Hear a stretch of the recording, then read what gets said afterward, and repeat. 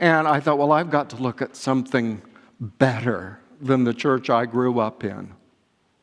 And so I discovered unity. And I spent years, first working as a volunteer, then as an employee, a board member, and finally, business manager of the founding congregation in Kansas City. And then I had put off the call for many years.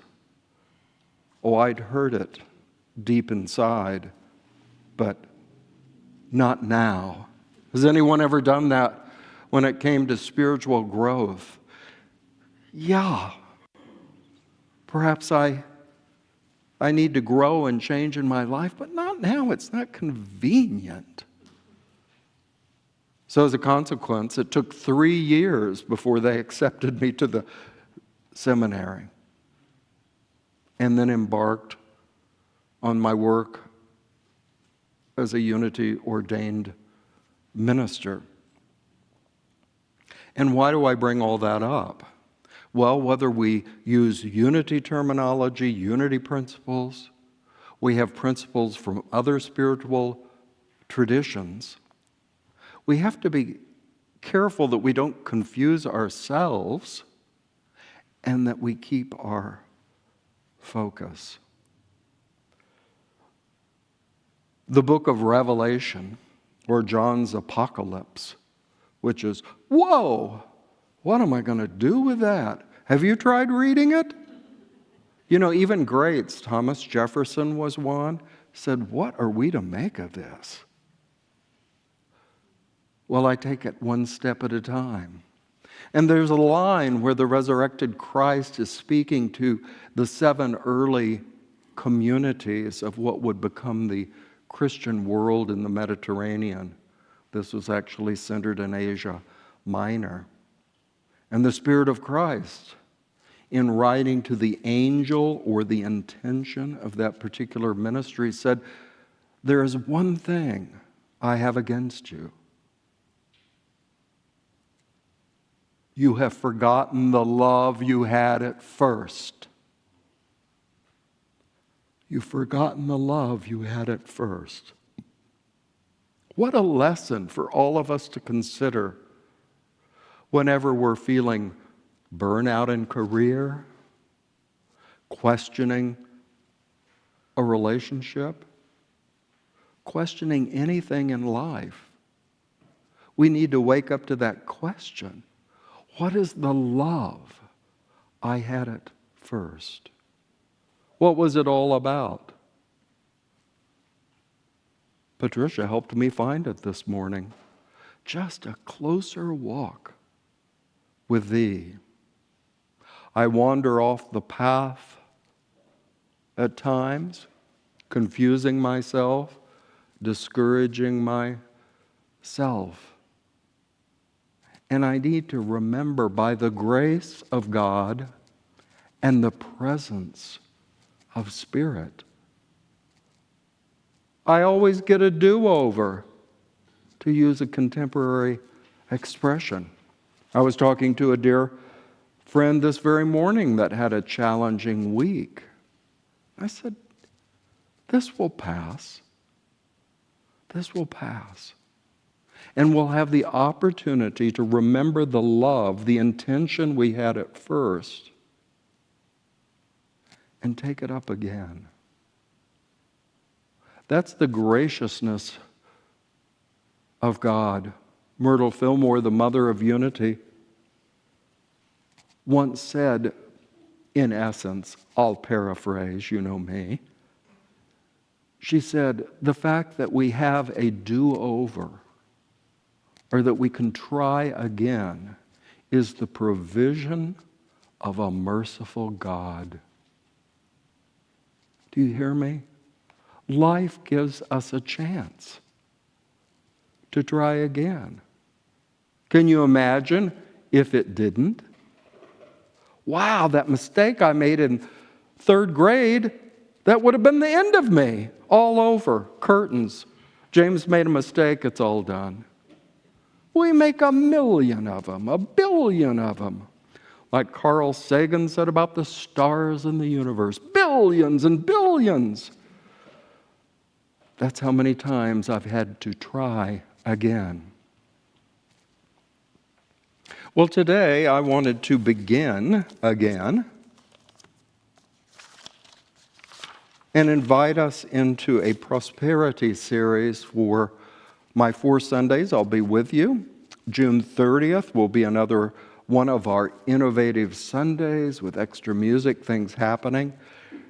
And they've planned something kind of behind my back. I've just been told, don't prepare anything for June 30th, just show up and you have to take whatever happens. Wow, that sounds like a challenge to me. So I encourage you to show up on June 30th. Don't ask me what's going to happen because I don't know.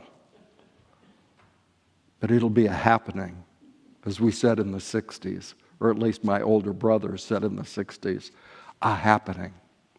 So, today, one step at a time. In our divine discussions at 9:15 in the other room here, I encourage more and more people are joining that. It's an opportunity that we don't have at 10:30 to talk with one another, hear one another. Something Margaret shares might really open my eyes. I never thought of it that way. It's a great creative time that the format of this service does not allow us to do. So I encourage you, join that 9:15 on Sundays. Join the conversation. Join the talk. And in that we shared the idea of this initial lesson, one step at a time. Where do we begin when we need to make a decision? We need to address a situation in our life. How do we begin? And we all shared our various struggles and different ways. And one individual, don't see her here right now, shared a wonderful acronym, thank you, with us, PAUSE. Now, that's an old idea that we have recorded, let me think, almost 3,500 years ago with Moses as he led the Hebrews in the Exodus from Egypt into the Promised Land. They were all murmuring. Constantly in that story, it says the people murmured. Do we still murmur? President Biden, all this murmuring. And as a leader, Moses said, stand still. Stand still and see the salvation that God will work for you today. Now, salvation, we think of that as a big religious word. It means to reestablish your wholeness, your well-being. So if you stand still and watch how Spirit will help you regain balance, your wholeness, your well-being. So our friend in the discussion gave us this acronym, PAUSE, as a good way to start. I envisioned it like that pause button that, it's not a, what office supply store does that? They have the pause button you can push. Staples, thank you. Pause. Practice awareness until Spirit emerges. Got it? Pause. Practice awareness until Spirit emerges. Stop. Rest. Be aware of the power around you. Spirit coming forth to work your salvation, to get you back on track, to establish you in wellness. And that can be to raise your prosperity, your abundance, or help you get back into what Eric Butterworth, our minister in New York City of many years, wrote, help you get back into the flow of life. The next few weeks, as I'll be speaking about prosperity or abundance, please don't get the idea that I'm going to just be talking about steps you can take to raise the balance in your bank account or your retirement fund or whatever. Yes, that's good. But I'm talking spiritually about helping you to get back in the flow of life, where things work out as they should, where you allow life to carry you in a certain degree right to what you need to experience in your life. Someone shared with me recently this idea that often we make a prosperity affirmation in unity, or we make a request, or we write a prayer request. People downstairs post them on the prayer board downstairs. James, I picked the card that says prosperity. That's not about money. James is making a prayer request. Help me, friends, pray with me, that I get back into the flow of life, the good of life. That may come in one way as an increase of financial energy, money. That may be part of it. But the important thing is that sense of well-being. That sense that, as Charles Fillmore said, why, God is your partner, like a business partner. Turn to God. Ask for help. You will be given what you need to go forward. I've mentioned it before, and of course I'll mention it again. We keep our Unity headquarters motto out there on our sign on First Avenue. And if you're like me, you come into this building so many times and you aren't always aware of things like the sign out there. You might look at it as you leave today. It has the motto that unity is a positive path for spiritual living. Now, some people question that. Positive path. Oh, that's right. We only say optimistic, happy words at Unity. That's all it is. And so if we're feeling under the weather or kind of mad at life this week, that's a good time to skip going to Unity South, because we have to be positive there all the time. Have to be happy. I love Remember the Musical Sound of Music, and they sing the song, happy talk, happy talk, happy. That's not what that means in my understanding. It means unity offers a positive path in that it helps you to move forward in life. A positive path of spiritual living. Ooh, spiritual living. Let's get religious. That's not either. Spiritual living is living in what Eric Butterworth calls this flow of life. God is on your side. That there's universal power and substance around. Always wanting your highest good if you keep your focus on that positive path of spiritual living. Just think about it. The author of our first series of lessons, called Lessons in Truth, written in the 1890s, a homeopathic physician in New York City, Emily Cady. Think about that. She was cutting edge, being a physician in New York City at that time, a woman. And she said, meditate on this phrase: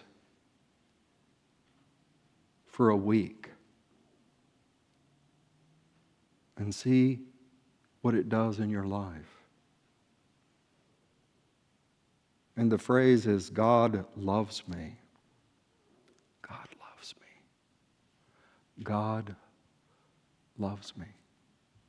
You meditate on that. Keep it on the front burner of your mind. And you will find you are more in the flow of life. You'll find that closer walk with a great teacher. You'll find it. And it will change your life, bringing you healing, bringing you more harmonious relationships, whatever that is in your life, bringing you a new home like me. I just moved. And bringing you prosperity.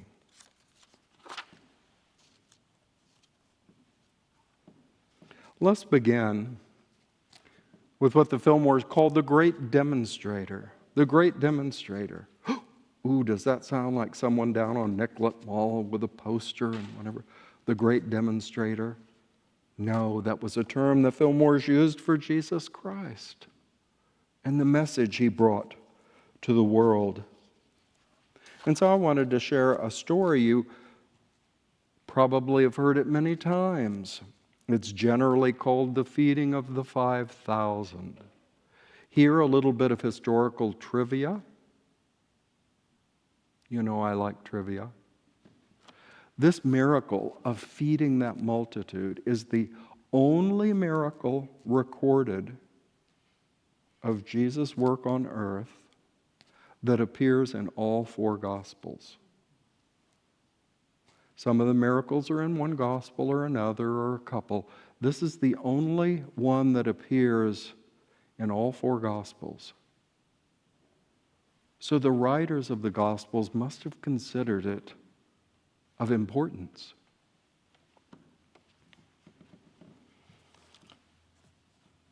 There was a great crowd, and they were out far from the city, listening intently to the teachings, the words that Jesus was offering. And one of his disciples came to Jesus and said, you know, it's going to be getting dark soon. All these people are out here far from home. They have nothing to eat. Jesus, you need to send them home. You need to get them out of here. And Jesus said, let's feed them. Let's feed them. Well, the disciple replied, even 200 denarii. If I remember correctly, 1 denarii is a workman's annual wages. So 200 years of wages would not be enough money to buy food for these 5,000 men and their wives and children. And Jesus said, look around, see what we have. They found a little boy with 5 little barley loaves and 2 fish. They looked at Jesus, what can we possibly do? And Jesus said, get the people to sit down on the ground. Bring me what we have. And here it's said in just a few words, and sometimes the most potent teachings of Jesus or in other aspects of the Bible come in very few words. Obviously, I didn't write the Bible. Few words. It simply says, slight variations between the 4 Gospels, but it simply said, Jesus looked up to heaven, gave thanks, and gave the food to the disciples to distribute.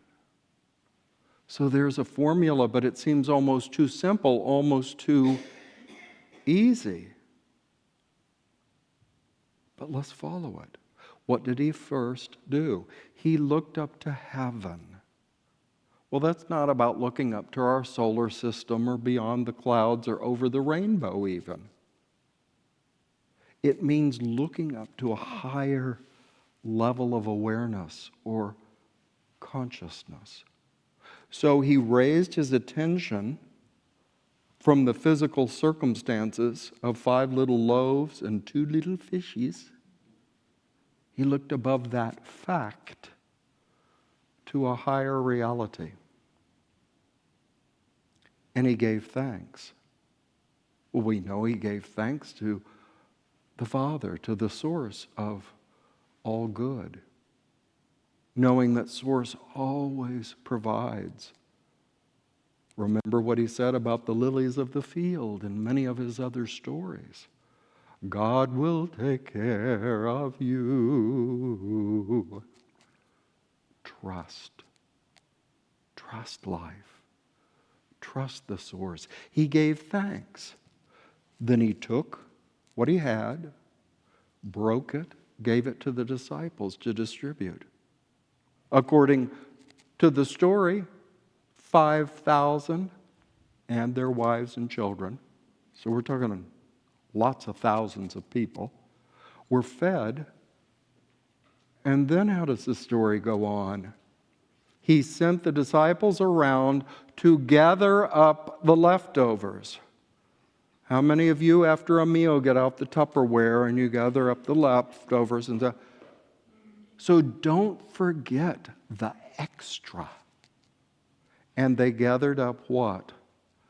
12 basketfuls of bread and pieces of fish. 12, a symbolic number for seed for the future.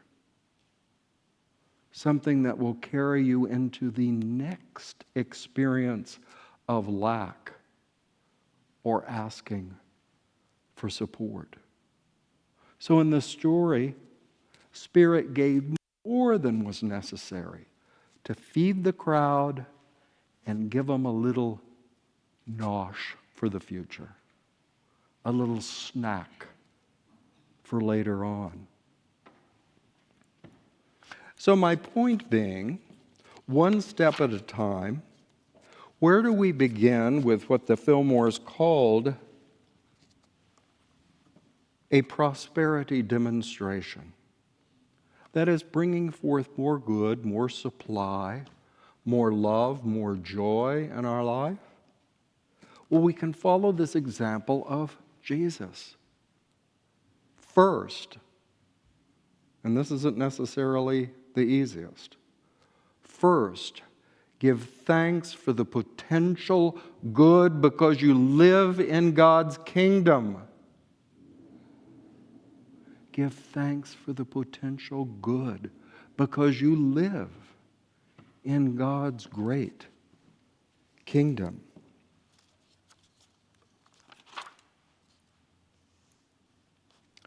Wattles, who wrote The Science of Getting Rich about 1910, and is one inspiration or resource for my coming lessons, wrote this: "To think according to appearance is easy. To think truth, that is, having faith in spiritual principle, to think truth regardless of appearances requires the expenditure of more power than anything else we do." Charles Fillmore called true prayer the most accelerated mind action known. So to have faith in the goodness and unfailing supply of God takes effort. Everybody can look around and go, "Carol, we've got 5, not even big ones, but little loaves, and these 2 scrawny fish. Oh, what are we going to do?" Anyone can look at appearances. But to have the faith to look and know that God will not let you down is the first step to any kind of demonstration or overcoming a lack in your life? Do you believe it or not that life will supply? Yes, you may have to make the effort, but the basic possibility, the potential for your well-being is already given, provided always by your God, the Spirit of life, universal mind. You may use different names, but the important thing is what is the truth or essence when you say God or Spirit. It is the power that provides. So that is our first step. Thank God for the potential good.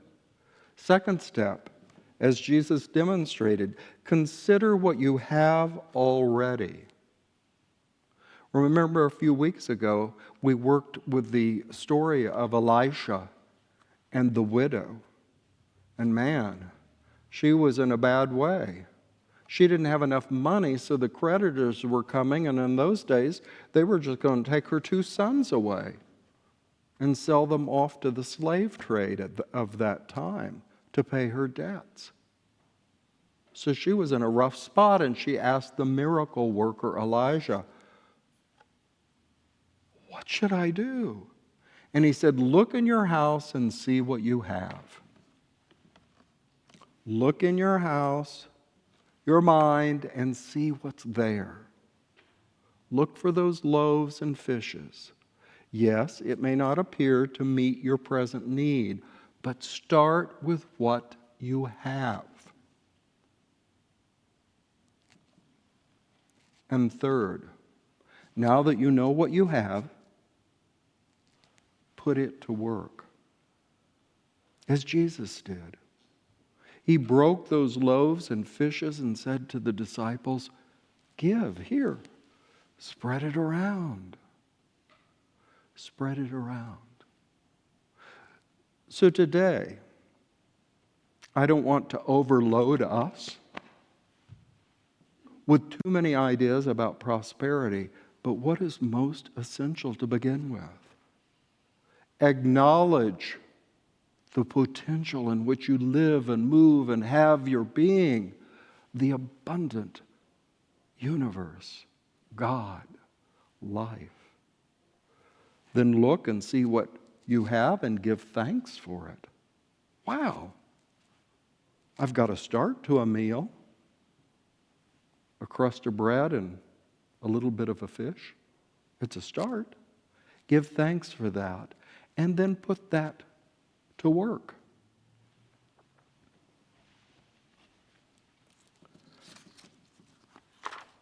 So now let's move into just a moment of silence and kind of gel this idea. As you turn your attention within, become aware of Spirit as a beautiful garden in your mind. We have the garden out here around the church beginning to bloom and flourish with color and flowers.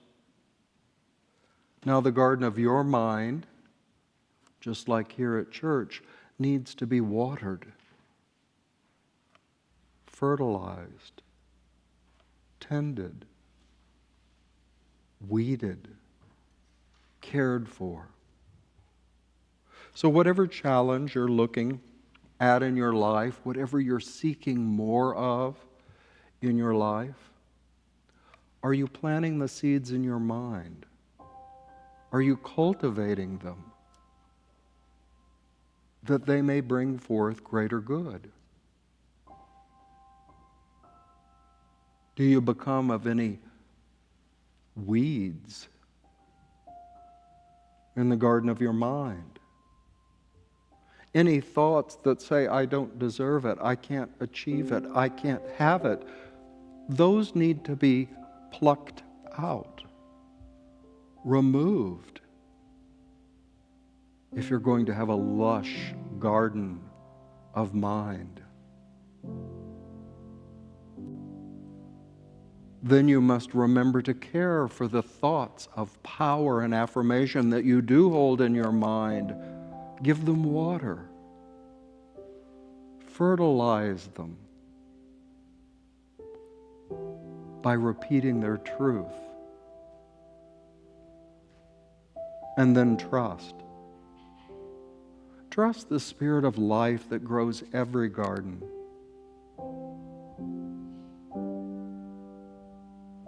I see a bountiful harvest in the eye of my mind, and daily I will tend it until its harvest is ready. So now I invite you to allow your attention to come back to this room. And you can work this practice on your own at home. But just get that idea. Your mind is a productive garden. What thoughts are growing? What do you need to tend? Life is a great flow of abundance, but it calls for your awareness, your gratitude, your willingness to go with the flow. And so it is. And I invite you